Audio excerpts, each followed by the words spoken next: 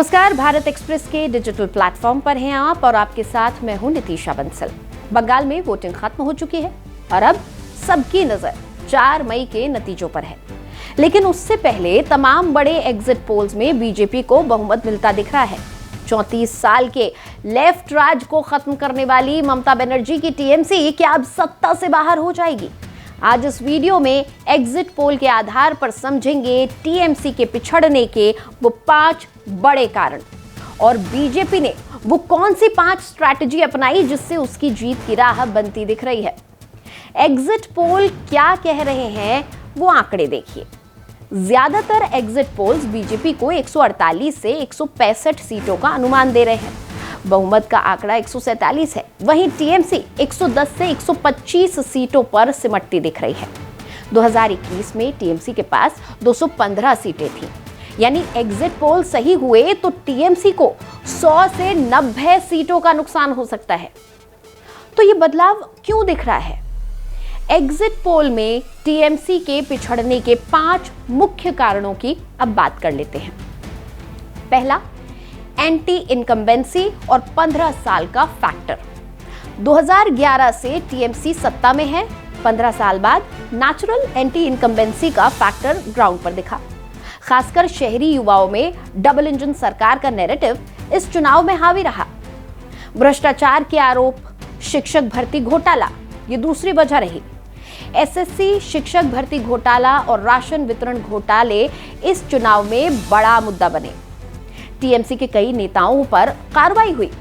Cut money culture और भाई भतीजावाद का आरोप बीजेपी ने हर रैली में उठाया। तीसरी वजह, कानून व्यवस्था और महिला सुरक्षा।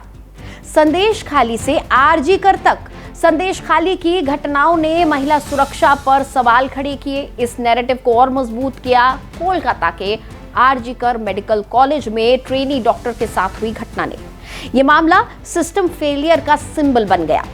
शहरी मिडिल क्लास, खास करके महिलाएं और पढ़ा लिखा वर्ग जो पहले टीएमसी का सॉफ्ट वोटर था, वो भी सुरक्षा को लेकर टीएमसी से नाराज दिखा। बीजेपी ने इसे बेटियों की सुरक्षा में टीएमसी फेल के तौर पर प्रोजेक्ट किया। पंचायत चुनाव हिंसा के साथ संदेश खाली और आरजी कर, इन तीनों ने कानून व्यवस्था को बड़ा मुद्दा बना दिया। चौथा कारण, मुस्लिम वोटों का बंटवारा। बंगाल में 27% मुस्लिम वोटर हैं। 2021 में एक मुश्त टीएमसी को ये वोट गए थे। इस बार के एग्जिट पोल दिखाते हैं कि कांग्रेस लेफ्ट गठबंधन और आईएसएफ ने इसमें सेंध लगाई है। मुस्लिम वोट बंटने से टीएमसी का कोर वोट बैंक कमजोर पड़ता दिख रहा है। और जो चौथा बड़ा कारण है वो है बंगाली अस्मिता वर्सेस हिंदुत्व का नैरेटिव शिफ्ट।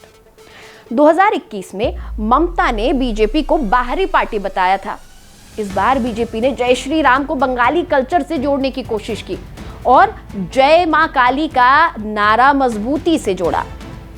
दुर्गा पूजा से जुड़े विवादों को बीजेपी ने अपने पक्ष में भुनाया।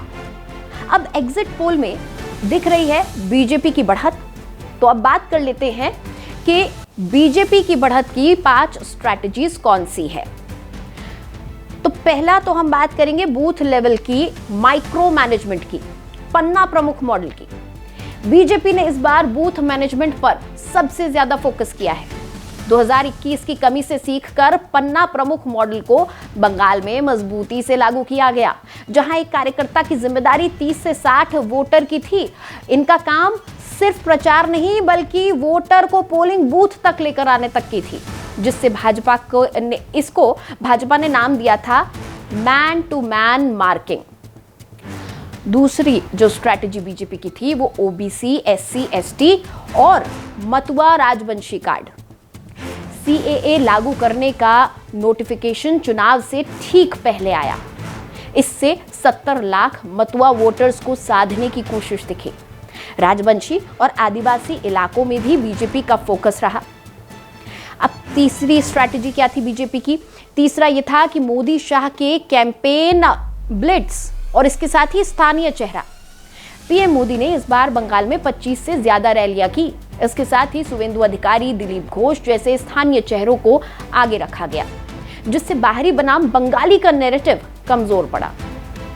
5वीं स्ट्रैटेजी, वेलफेयर का काउंटर, मोदी गारंटी वर्सेस दीदी की लक्ष्मी। टीएमसी की लक्ष्मी भंडार स्कीम के जवाब में बीजेपी मोदी गारंटी लेकर आई। हर महिला को 3,000 रुपए और 10 रुपए में भरपेट भोजन जैसे वादे। केंद्र की स्कीम्स रोकने का आरोप भी टीएमसी पर उल्टा पड़ा। और 5वीं स्ट्रैटेजी, हिंदू वोटों का ध्रुवीकरण। इसके साथ ही साथ साइलेंट वोटर। जी हां, 2021 में बीजेपी को करीब 50% हिंदू वोट मिले थे और इस बार एग्जिट पोल्स 58 से 60% हिंदू वोट बीजेपी के साथ दिखा रहे हैं। महिला साइलेंट वोटर का भी रुझान बीजेपी की तरफ ही दिख रहा है। इसके अलावा ममता बनर्जी ने बीजेपी को शाकाहारी संस्कृति वाली पार्टी बताया था और इसे काउंटर करने के लिए भाजपा ने कई नेता बंगाल में उतार दिए जो कि माछ भात यानी कि मछली और चावल खाते हुए दिखाई दिए, जो कि बंगाल की पहचान है। अब इसके अलावा 15 दिनों तक बंगाल में रहकर गृह मंत्री अमित शाह ने चुनाव प्रचार किया। सुबह से रात के 3 बजे तक बैठकें की। टीएमसी सांसद सयानी घोष के मेरे दिल में है काबा, मेरी आंखों में मदीना जो गीत उन्होंने तमाम रैलियों में गाया, काफी वायरल वीडियो हुआ था। ये इसको काबा बनाम मां काली का रूप दे दिया। केंद्र द्वारा महिला आरक्षण जल्दी लागू करने के लिए 3 विधेयक लाए गए। चुनाव से ठीक पहले एसआईआर हुआ जिसमें 91 लाख वोटर के नाम हटाए गए।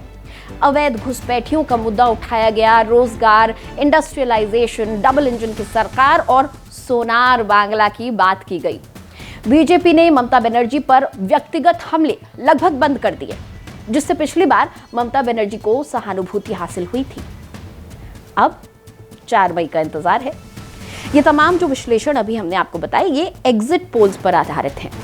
असली तस्वीर 4 मई 2026 को काउंटिंग के बाद साफ होगी। अगर एग्जिट पोल्स नतीजों में बदले तो 2029 लोकसभा के लिए ये बड़ा संकेत होगा। लेकिन याद रखिए 2021 में कई एग्जिट पोल के अनुमान गलत साबित हुए थे, इसलिए फाइनल नतीजों का इंतजार करना ही बेहतर है। आपको क्या लगता है, क्या एग्जिट पोल नतीजों में बदलेंगे? कमेंट में हमें जरूर बताइएगा। वीडियो शेयर कीजिए और देश दुनिया से जुड़ी तमाम अपडेट्स के लिए जुड़े रहिए भारत एक्सप्रेस के साथ।